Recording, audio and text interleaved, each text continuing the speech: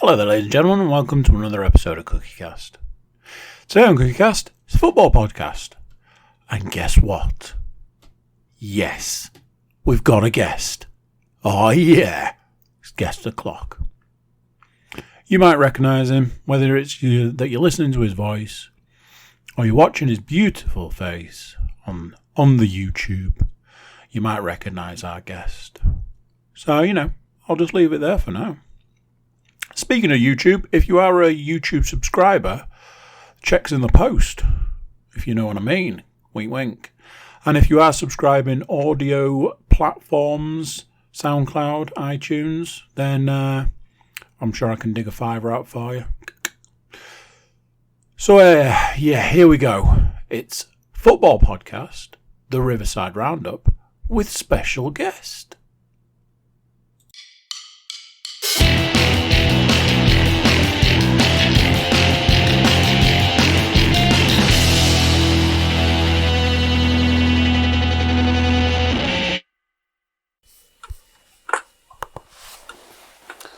Right then, here we go.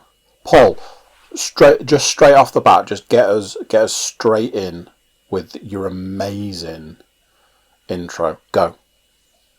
Well.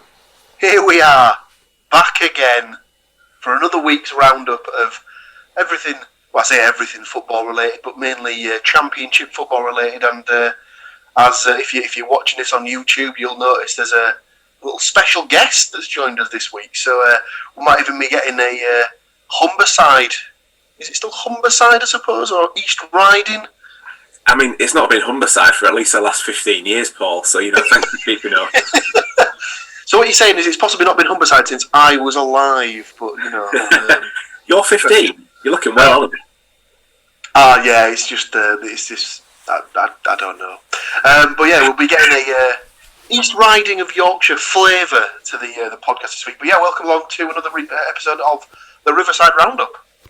So yeah, we'll be chatting all your borough news amongst other things. But yeah, a little quick welcome along to this week's guest, Mr. Woodmansey. Hello. As obviously you'll know from the Riverside thing, I'm here for the Humber connection rather than any kind of championship football news these days. So all things Riverside. So how is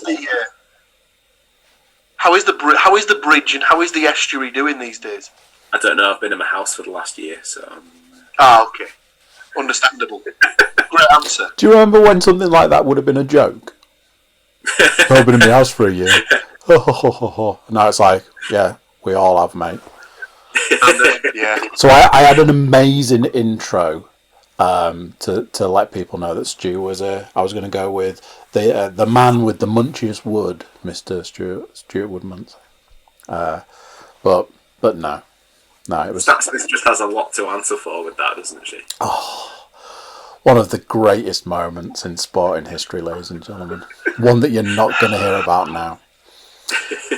So, Paul, this is a podcast that's broken into sections, and have I got a section for you today with a guest on top? It's like, icing, cherry, sparkler.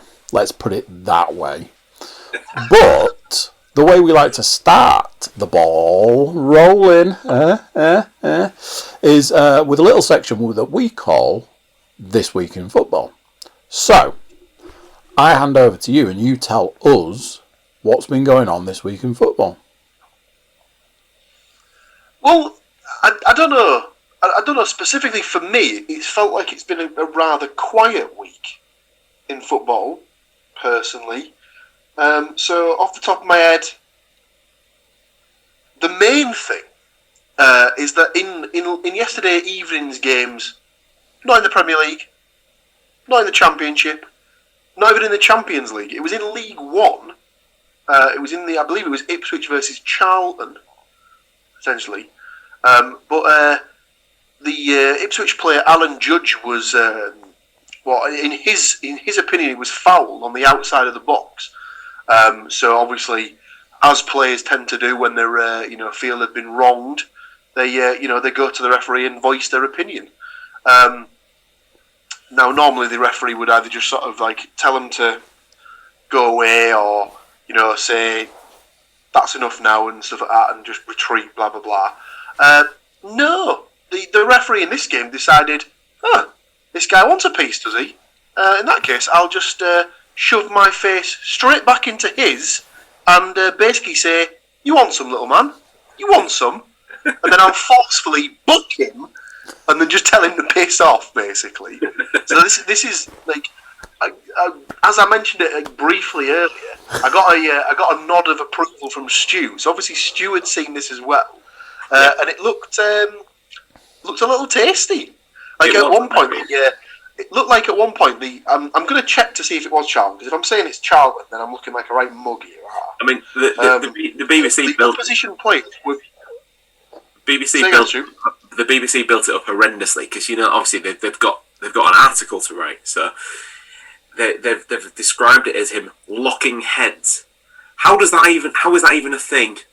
Like has he kind of like necked him, or like how has that happened? That's weird. That absolutely did not happen. But I've watched a lot of football. I've never seen, and to be fair to the referees, they put up with a lot of shit.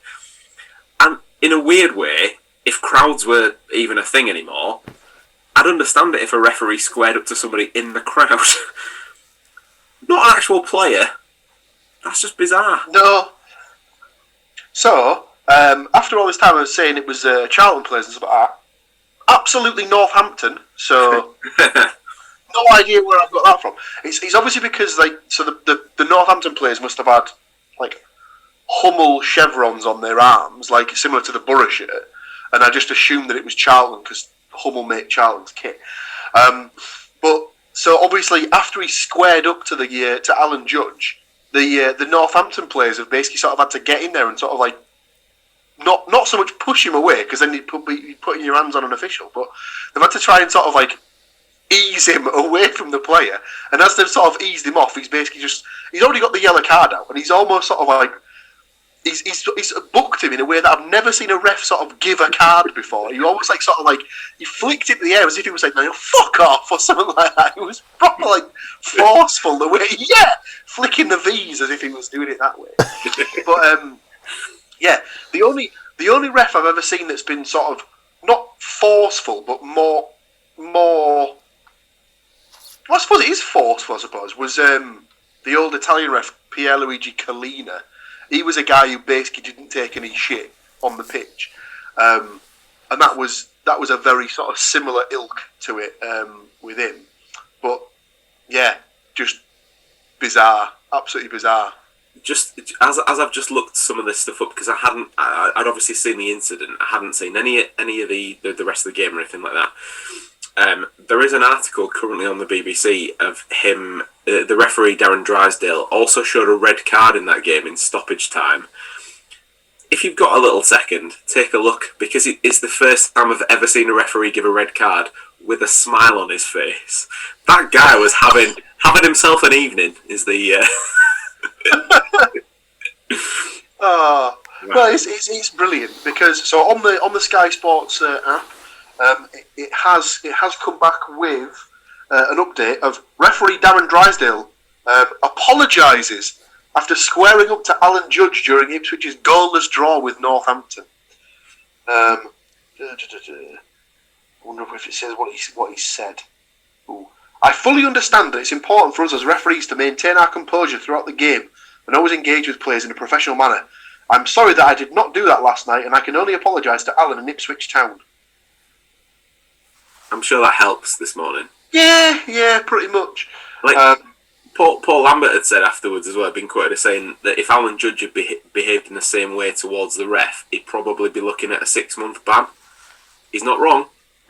He's not really, and like you said, it is that thing where, regardless of which side of the ball you're on, you have to maintain your composure at all times and stuff like that, and you can't. That's what sort of separates it from being, an organised sport and just chaos. So you have to sort of remember where you are at all times, and you have to just sort of grin and bear it, I suppose, or just swallow it at times and just get on with it, really.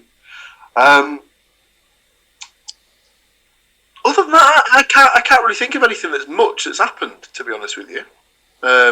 Obviously, the one thing that I did see was that they're hoping that by the time the cup finals roll around, they're hoping that they'll be able to let fans back into the stadium at Wembley. So obviously Wembley holds 90,000 people. If you're operating at, let's realistically say a third capacity, you can get 30,000 fans in there. So you can get 15,000 fans from each club, and you can obviously you've got the 3 tiers that are there that you'd be able to disperse them amongst and stuff like that. So in theory, you'd be able to do it well within the regulations. And obviously, you're looking at I don't know exactly when they're looking to play the League Cup final, because normally that's played at the end of February or the beginning of March. But I did see that they have already pushed that to a later point in the season with the hope that they'll be able to get fans in there for that. So we'll just have to keep an eye on it and see what happens with that. But yeah, good signs and stuff like that. And obviously, you'd imagine that if it does get to May, that's another 3 months away. You'd imagine that the vaccination process will be much further across at that point. So you'd maybe look at 75% of the population being vaccinated at that point.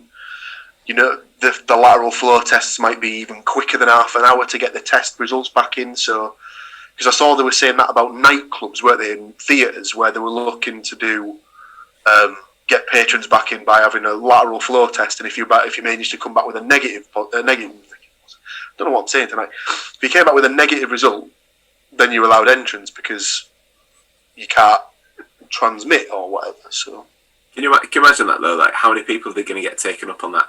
You've just paid upwards of £40 to come and see this fantastic musical theatre performance, whatever it is. Just before you're allowed to do that, just stick this up your nose and down your throat, will you? Like, yeah. Or you're going into a nightclub, you're thinking, ooh, expensive in there. I'll tie a few on at home first. So you've had like 10 pints at home, and then the last thing you've got to do, stick something to the back of your throat. Yeah, I can only see that going one way. But it isn't down. Let's put it that way. On the back of the football thing and the COVID stuff as well, earlier the Premier League have confirmed that they're going to show all the games live on TV until fans are going to return to the stadiums as well. I did see that as well. Why can't the Championship do that? Because surely the fan bases are big enough. So I think that the argument with the Championship will probably be something along the lines of, they don't get enough money from the TV rights, whatever. So it's not really the same. Well, it is. So just get them on TV, you knobheads. Well, yeah, absolutely. I mean, a lot of the teams in the Championship and League One have been in the Premier League before. So, like, the fan bases are going to be, you know, they're not teams that have just sprung up out of nowhere. They're well established. So, enough people, I think, would cotton onto it. But yeah, I think the thing as well is with the Championship League 1, League 2, they already offer this iFollow pass. So it's a pass that you can sign up to. I don't know how much it is for the season, but I know it's £10 a game. So there's obviously already something in place where if you wanted to, you can actually get the rights to the game for a tenner anyway. So that might be tied in with the reason why you can't get it on TV. But obviously, for anyone that's been watching Sky Sports News or Gillette Soccer Saturday on a weekend or during midweek, for the majority of the games, they do tend to show the action leading up to the goal and then the goal themselves anyway. So whilst it's not full match coverage, you are still seeing the main bits of action for the game. So it's not the end of the world. It's still not ideal, but it's not the end of the world, and you are seeing the main bits, I suppose. Sounds good. Anything else from this week? No, I think that pretty much sums it up for me, really. Well, that brings us swiftly on to our next section. Well, we'll cover it in this bit, but Middlesbrough scored one of, if not the best goal I've seen in my lifetime in their game against Huddersfield last night. But we'll cover it in the games. So, spoiler alert, I've given you at least one goal that happened in that game. Let's see if there was any more. Not just yet, though. Not just yet, though. Because first, we need to talk about Derby County going up against the mighty Borough. Now then, some of us... Do we have to? Unfortunately, yes. Some of us had high hopes for Middlesbrough. Some of us were a little more cautious. A little bit more cautious. Paul, what was the score in the Derby County Middlesbrough game? So, as you may have been able to garner from my previous outburst, Borough didn't win. Sadly, they decided that it would be a nice time to, give a little Christmas spirit and gift 3 points to Wayne Rooney's Derby County, as I believe they're now legally obliged to be called. I'll have his name up above the door before long. Yes, indeed. It was a 2-1 to Derby County on that front.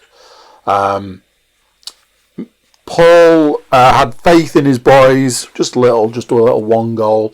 I was a little bit more reserved. I've seen quite a little bit of up and down with Middlesbrough recently. And I don't like to, at this point in time, I don't like to solely pin a win on them. So I went with a 1-1 draw. No points is the short version. Now then, could that possibly change? Because there are 3 goals, which could mean 3 goal scorers. So who scored the 3 goals? So, for Derby, we had goals for Lee Gregory and Colin Kazim Richards. I'm happy to report nobody picked either of those goal scorers. Excellent. The Middlesbrough reply came from Niskins Cabano. Nobody picked that goal scorer. So if you're keeping track, if you've got your calculators at the ready, you'll know that we've started the week off well. 0-0. Correct, Stu. But it's fine, because that's not the only game that was predicted. So with a new game comes a new opportunity for points. So let's find out what happened in the Huddersfield Town Wycombe Wanderers game. Go. Well, this was quite the game by the sound of it. Huddersfield took a 2-goal lead, and then decided, don't want 3 points here. Don't even want 1 point here. We'll just throw away a 2-goal lead and we'll lose 3-2. Thanks. Yeah. So, there was a little bit of draw action going on. Paul, you had a Desmond down. I thought Wycombe. I've seen a lot of Wycombe recently in the books. Seen a lot of them, and I've kind of been liking what I've seen, sort of goals wise. So I was like, do you know what? They're not in the room, but I'm still going to give them a point. I went with a 1-0, which, luckily for me, secured me 1 point. So, can one of us turn it around with goal scorers? Well, let's just put it this way: if we erase Josh Knight's 87th minute winner for Wycombe, I'll just have the points for the 2-2 draw. Yeah, that's how the scoring system works. You monkey around with what the actual score is until you get the score you want. Absolutely. However, I do have something in the back of my mind that makes me think I may have picked one of the Huddersfield goal scorers, in that it was Juninho Bacuna and Isaac Mbenza who scored their goals. Did you pick Juninho purely for the old Middlesbrough connection? Yeah, I thought you might. I certainly did, mainly because when we went to the game last year, last season, sorry, and it finished Huddersfield 0, Middlesbrough 0, barn burner. At one point, that guy came on the pitch, to which the Middlesbrough fans serenaded him with, "You're not Giannino, you're not Giannino, you're not Giannino, you're not Giannino." Just a beautiful rendition, just lovely. As an aside, I would like people to keep in their heads the second of those goal scorers, because I had to double check something a little later in the predictions. So you correctly pointed out there that you did say that that Bakuna Matata was absolutely going to get one of those goals. So you've clawed back a point. Question is, can you claw back any more? Well, let's see. So the Wickham goals, as we know, the winner was already scored by Josh Knight on the 87th minute. However, there was also goals for Anis Mehmeti and Joe Jacobson, who, to borrow a little stat from, I believe it was the Soccer Saturday, they may have covered this, I believe he has 4 goals for the season, all of which have come from the penalty spot. So, there you go. Interesting. There you go for all you Wickham fans that have tuned into this somehow. There's your little Wickham stat for the week. Yeah, they've come to see if we're talking about Brentford this week, or if we're talking about their team. Anybody with a good memory, people like Paul, will remember that we didn't pick any of those goal scorers. So, just 1 point apiece. So for the first half of the week, it's just a point apiece. That's all it is, just a point apiece. Now then, can we change this round? So, we're back with Middlesbrough action. Middlesbrough versus Huddersfield. Now, this is one of those, I would want to say rare occasions, but it's not rare at all. It's quite common, where you and I both had the same prediction. So, put us collectively out of our misery and tell us, what was the score in the Middlesbrough-Huddersfield game? Well, it didn't start great. And, as you've alluded to in the previous game, Isaac Mbenza drove a stake through the hearts of the collective Middlesbrough fans with an early goal. However, Middlesbrough struck back with what I covered earlier in the podcast could be one of the finest solo efforts I've ever seen in my life. Duncan Watmore gets the ball just inside the Huddersfield half, drives down the right-hand side, cuts inside past 2 men, into the box, to the edge of the box, and slams a left-footed drive right inside the keeper's right-hand post. Absolutely beautiful. At the time, I believe I may have even said the phrase, "Oh, that was Messi-esque." So, yeah, if you get a chance to watch it, absolute stonker. I've got to give the result, haven't I? Yeah, I'm too busy talking about the bloody goal. So that guy's back to 1-1, and then Ashley Fletcher scored a penalty to seal a 2-1 win. Indeedy doody. Now then, some fortunate, some not so much. The score that you and I both predicted was a 1-0 win to the Borough. And I think we know what's coming, don't we? That's right. Neither of the Borough goal scorers were on our page, I'm afraid. So, again, just another point apiece there. So, if you're keeping track, it's level pegging. It's level pegging. It's gonna end beautifully, because my boys, the Bristol City crew, are going to take on Reading.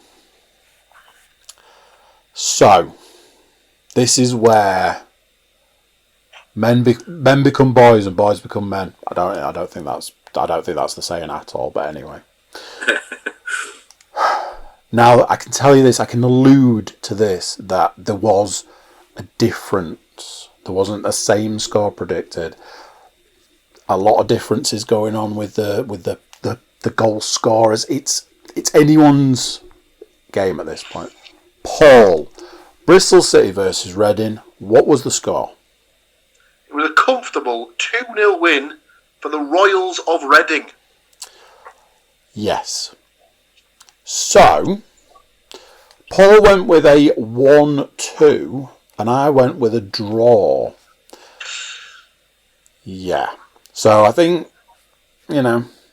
Paul's got the edge.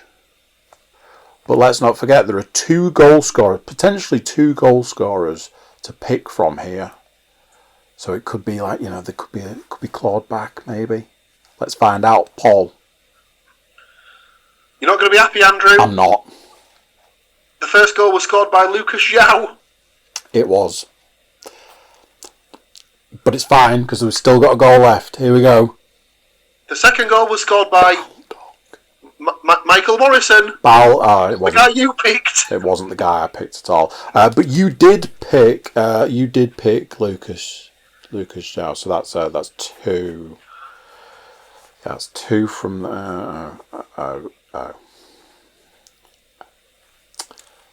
Yeah. Well, yet again, Paul won this week. It's not my forte. It's not my Matt forte, is it? It's not. Brentford games are where your bag is. Brentford. I mean, that's just the game. Well, luckily for me, we've got 4 games to pick from. 4 games to pick from, and there is so much Brentford football here. There isn't any Brentford football. Bristol City, on the other hand, yes, sirree, Bob. Well, just before we go on to that, obviously, we should have covered this in This Week in Football, but unfortunately, that Bristol City 0 Reading 2 did come with a managerial casualty, sadly. So, unfortunately, after the game, Dean Holden was conspicuous by his absence at the post-match press conference, and that was because he'd been given the old hook. So, yeah, sadly, Bristol City now looking for a new manager again. So, taking applications? Might as well. Just throwing it out there. If you don't buy a ticket, call me. You won't be the manager of Bristol City.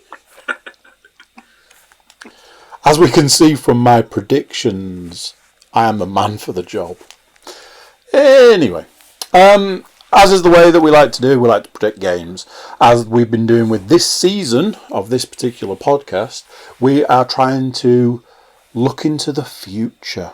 We're predicting the future. That's where we're at. We've got bored predicting the present, and we're predicting the future. What I mean by that is we're looking forward to who Middlesbrough have got next week, sometimes even the week after. And we're saying, what does that game look like this week for that team? Predict the hell out of it, find out what we're going up against, and then that gives us an idea for next week's predictions. See what we did there. What we've got this week is we've got a guest, and that guest also gets a pick. Guest predictions from other podcasts such as... So, another game we like to play is Andy's going to write down what he thinks the scores are. Then he's going to pick what he thinks is a player who plays for this team. Then Paul lets us know if he's right. Not on the predictions are always wrong. It's whether he's managed to find a player that actually plays for the team. And I will say this now. We nearly had a situation where that wasn't going to be the case, because I've already looked one of them up. Right. Paul gets to play that game twice this week at the same time now as well. So if you're keeping in mind the weird way that we do like to do things here, you'll know that the first game of the week is Reading versus the mighty Borough.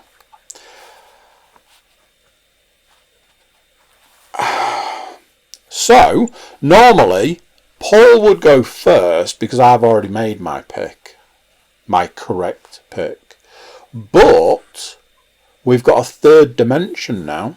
We've got Stu involved. So, Paul, would you like to go first, second, or third? As Stu is the guest, I'll give him the option to either go first or second, as it was, I suppose. Well, I'm just gonna go straight in then. I'm gonna quite happily plant myself on the fence and say 1-1. I think Reading seem to have had a reasonable run. Borough definitely got a mixed bag for sure. So I'll say 1-1, and I shall say Semedo for Reading. And to continue his penalty scoring form, let's go with Fletcher for. Nice. Good choice. Paul, do you want to take the next one, or do you want me to let you know what I've... Well, I'll do what I usually do, and I'll basically try and guess what you've guessed at. And obviously that'll be a repeat of the transaction. So, don't like it. Don't like the game. No. Don't like the game one bit. No. Unfortunately, I think it'll be a 2-0 Reading win. Close. Goal scorers. Zhao, obviously. And I'll go for Mate. The bath soap from your childhood. Yes. You were close. Closer than you might think. I've gone 2-1. It's a classic for me. I've also gone Zhao. I keep throwing Baldock out there just, for shits and giggles. But for the Borough, Watmore is where I'm at on that one, I'm afraid. I'll take it. If it's another screamer, I'll happily whip my shirt off as he's doing it. Newport Helicopter. Beautiful. Oh, yeah. So, straight down to my boys. We've got Bristol City versus Barnsley. I feel I can't say Barnsley Yorkshire enough, so I kind of try and then I have to just pull the ripcord, so it sounds weird when I say it. As is the way, I have picked a score and a goal scorer. Paul, first or second or third? Again, I'll defer to Stuart. Go on, Stu. I have Bristol City, none. Barnsley, 1. And I'm going for Morris to score that goal.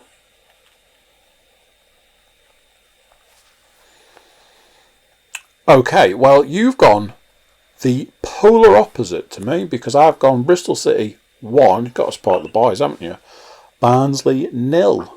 Wells to score that goal. Paul. Well, I'm gonna basically sort of slide myself nicely in the middle of you two there and go for a 0-0. Wow.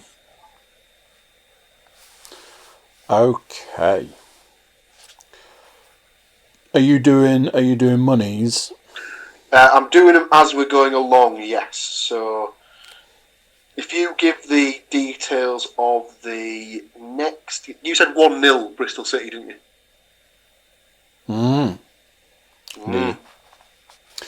Okay. Whilst our esteemed host is sorting out all the money we're going to win from all of these amazing predictions, we might as well talk about the next Middlesbrough game.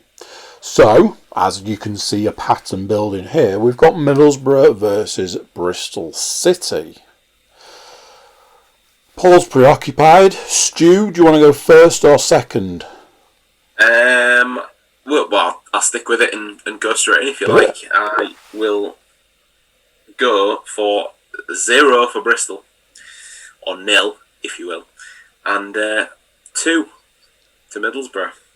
And I will go for Mr. Howson and Mr. Sombolonga. Both due a goal. Yeah, that's what I thought from looking at the recent scorers as well. So, It's funny you should say that, Stu, because I have gone 1-0 to Middlesbrough, and do you know who's due a goal? Britta Sombalonga, absolutely. Paul. Lovely. So there'll be no odds for these games, unfortunately, as they're not in the old Sky Bet. No. Yet. But before I give you my prediction, I will give you some odds for previous predictions. So for Stu's 1-1 Reading Middlesbrough at 5-1 and his 1-0 Barnsley at 6-1 gives Stu a double of 41-1. Nice. For your Reading 2-1 and Bristol City 1-0, your double is 89.25-1. And for my Reading 2-0 and Bristol City Barnsley 0-0, I have a double of 103.5-1. Okay. Middlesbrough, Bristol City. Go. 2-0 Borough. Love it. Goal scorers. Chubba.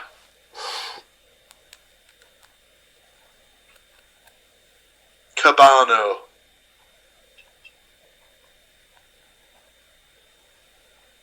Love it.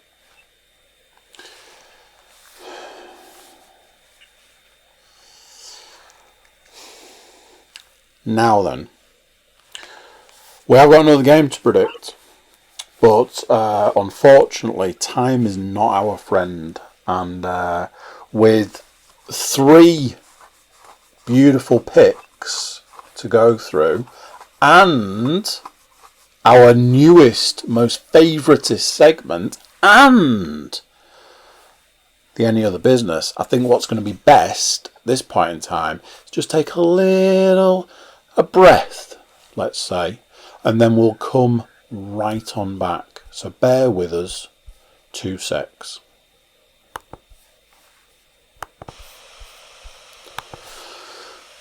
And just like that, through the magic of, technology, I guess, we are back. It's almost like we were never gone. In fact, probably don't even need to talk about it. So, 4 games to predict, 3 predicted. That can only mean one game left. That game is AFC Bournemouth versus Cardiff City. Gonna get bored of saying it the more we go, but I'm already in the book, and I think we know the way it's going to go. So, Stu, what have you got for me? I'm going for a 1-0 win to Bournemouth. Yes, you are. And I will go with Stanislas for the goal scorer, please.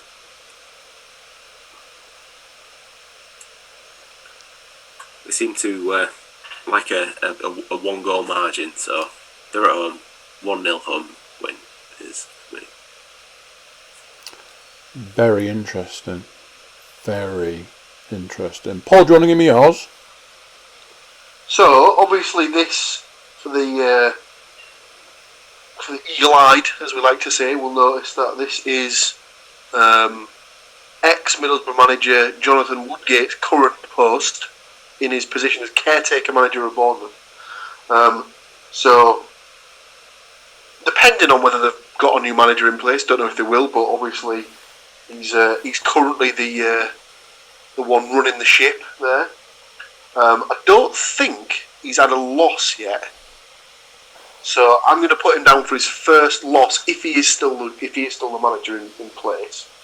So I'm going to go for a 1-2 because Cardiff have started to hit a bit of a stride recently. Goal scorers. Can't think who else plays up front for Bournemouth currently. I'll go Dan Juma.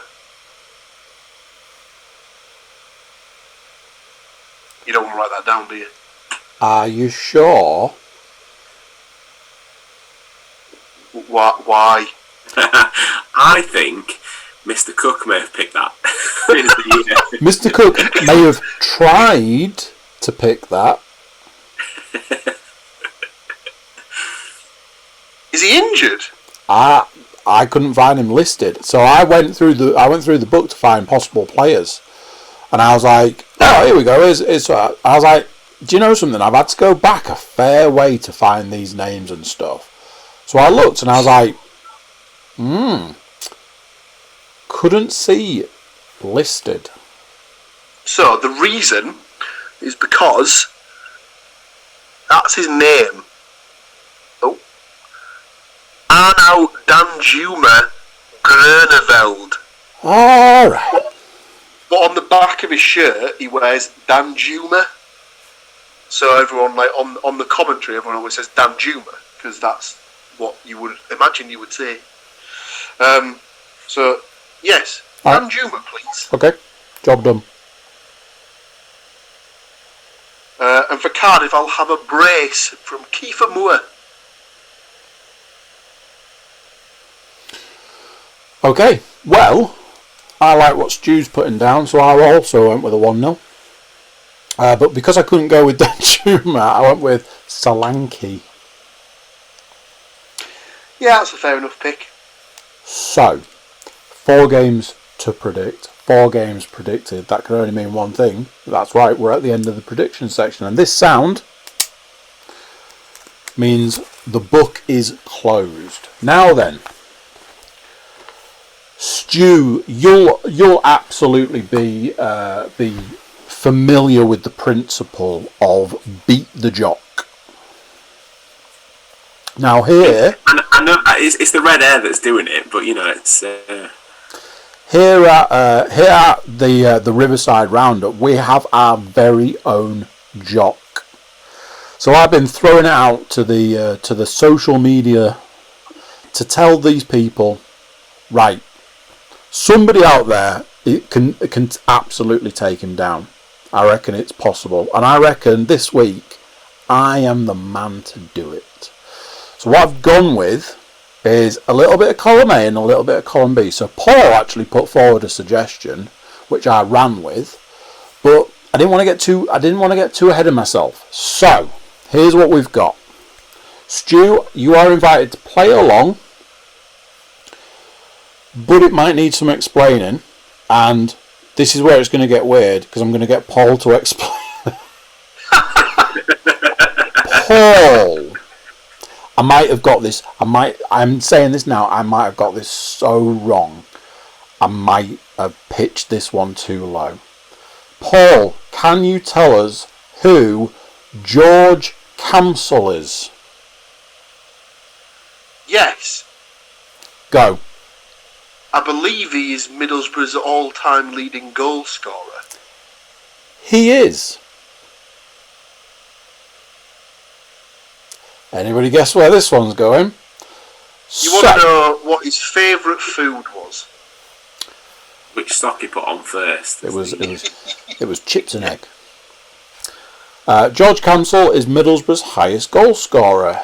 From 1925 to 1946.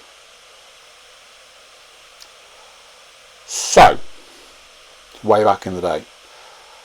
This is a twofold question, and that is, first part, how many goals? Okay? And the second part to this question is, from how many games? Ugh. Now then, as it is one of these sorts of, pick a number out of your, I will allow for a kind of a closest number situation depending what you boys give me. But whilst you think it through, I'm going to give you a little bit of aperitif. So, like I say, we're going back a fair ways. So, don't want to give too much away, but a line in the bio says, with almost a goal a game in his 14 seasons at Borough.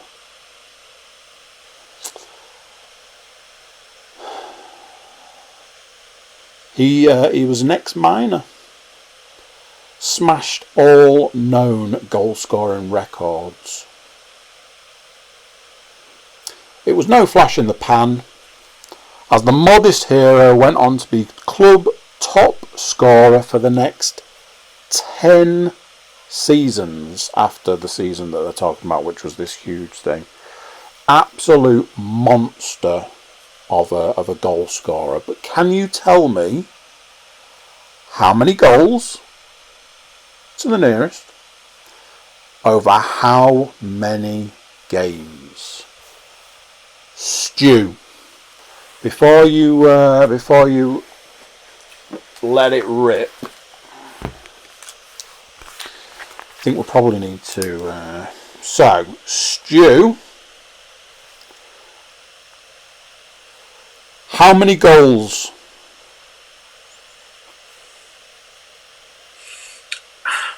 My OCD is telling me to give you a round number, but I feel like it's going to be one of these odd ones, and I have absolutely no clue. So, did he say 14 seasons? And obviously back then, I absolutely know how many teams were in the league at that point. 4. So that means absolutely Jack. I'm going to base it on the fact you've said a goal a game, 14 seasons. I'm going to go for 287. 287. This is going to be remarkably close. How many games? You said almost a goal a game, so 302. 302. Paul, as the jock that needs to be beaten, goals. So I've gone 14 seasons, and I've guessed at roughly 30 games a season. Because again, like Stu, I've no idea how many games they played or how many teams there were. So I've got to 420 games. Is that your answer for the games? That's my answer for the games, and I've gone for 346 for his goals. 3, 4, 6 goals, 420 games.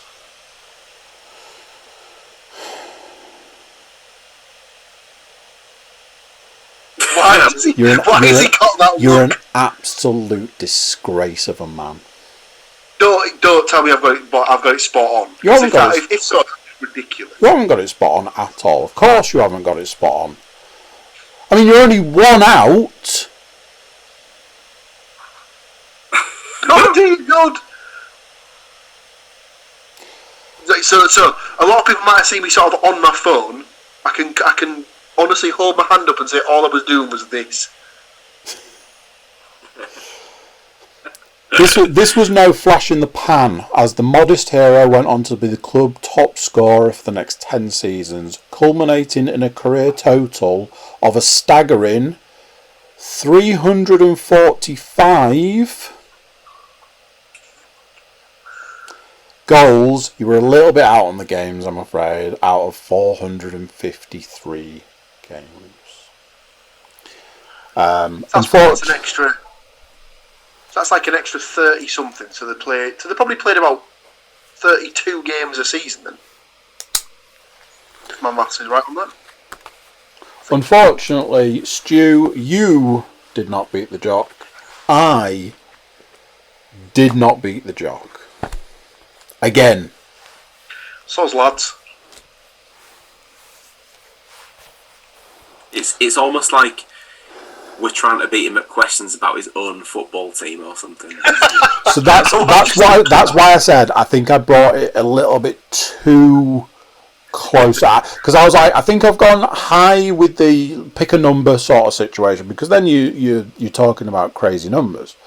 But then it's because it was Middlesbrough. I was like, chances are he's probably going to know. He's probably going to know the answer. He'll be like, don't ask me that question because I know the answer. So I was a bit like, I've got to chance it. So basically, all we're doing is we're just setting a base level. So now, beware next week's question. That's all I'm saying. I cannot wait to have a question about Wealdstone United's all-time top goal scorer or something like that. Yeah, I want to know. If we were to flip it, Stu, would you know who Hull's all-time top goal scorer is? I would have guessed at Chilwell, but I'm not. As in Chris Chilton. It'll be Chilton or Waggy, one of the two. See, I didn't know whether Windass did Windass play enough for him really to get there. I mean, he definitely played enough, but I think them two were probably a bit more. Like, I think they were more tenured, shall we say? Mm.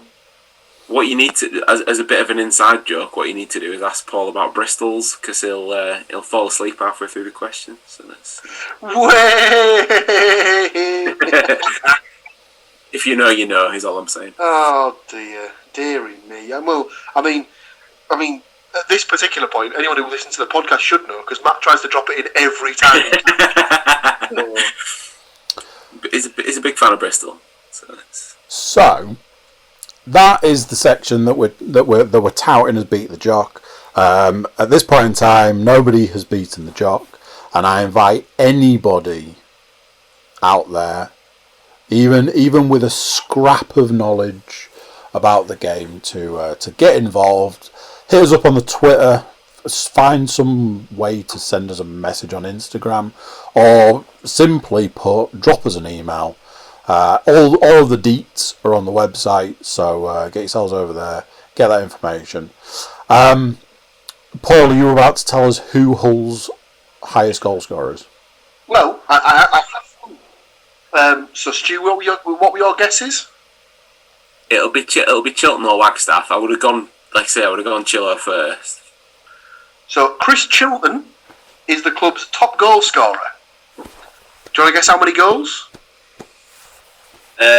From memory of my, obviously it was a little bit before my actual time, but from memory of reading about him, I would say it was somewhere in the region of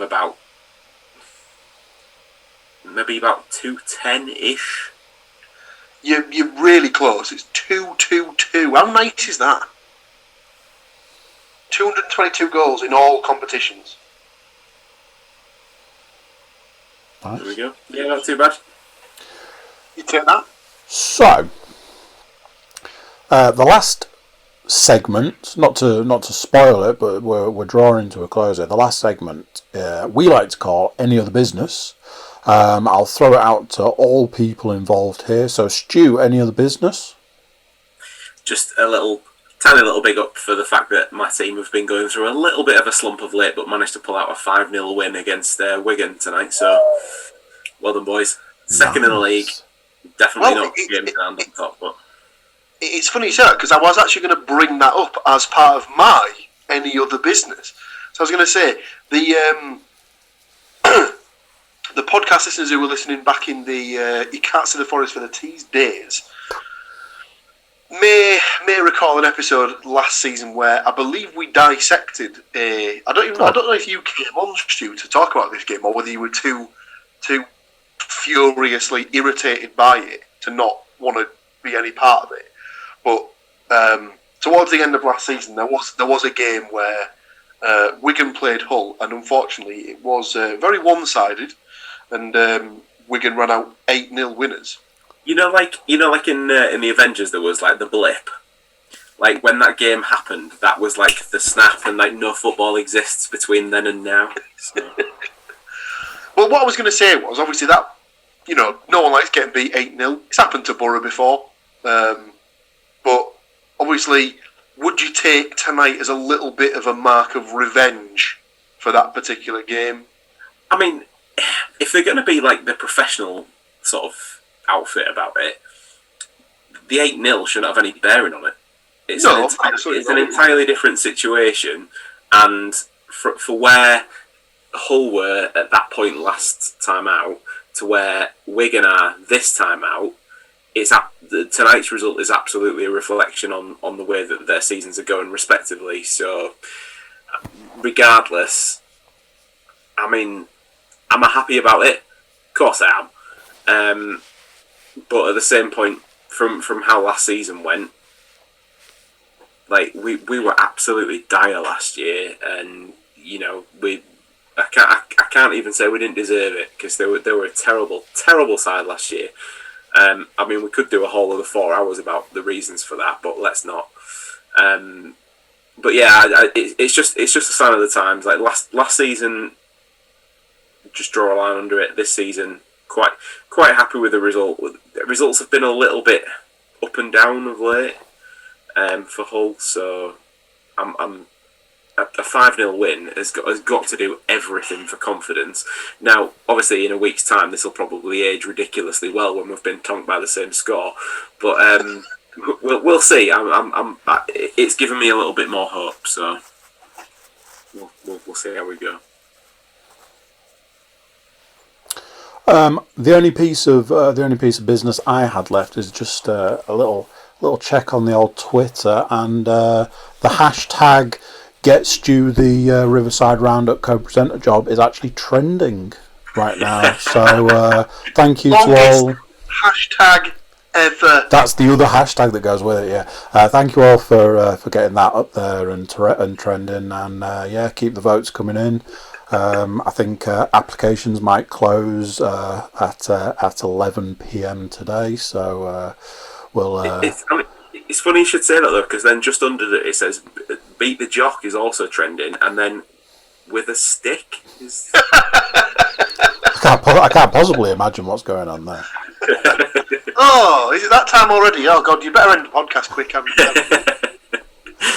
Well, that is what's happening. So a big thank you to Stuart Woodmansey for taking in time out of his evening to join me and the glamorous host that is Mr. Paul Williams.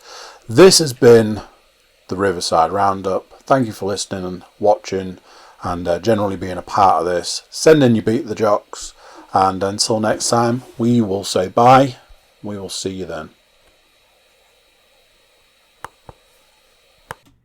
So there we go. What do you think of that?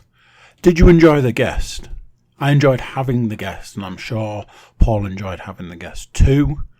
So it's up to you people out there in the world to transform that guest from mild-mannered guest into superhero co-host. That's all I'm going to say. I'm just going to leave it there. You guys know what to do. Speaking of knowing what to do, if you're mooching around on YouTube, checking out the CookieCast podcast, just subscribe if you haven't. Then click for notifications. Then go and tell 30 of your closest friends and family to do the same. You can also subscribe on SoundCloud and iTunes, and we'll love you forever if you do that. Everybody jump over to thecookiecast.com. We've got all sorts of social media links over there. There's even a button to press to send us an email. So yeah. Big thanks to Stu for being our guest, and big thanks to you for listening. And until next time, I'm going to say bye, and I'll see you then. Bye-bye.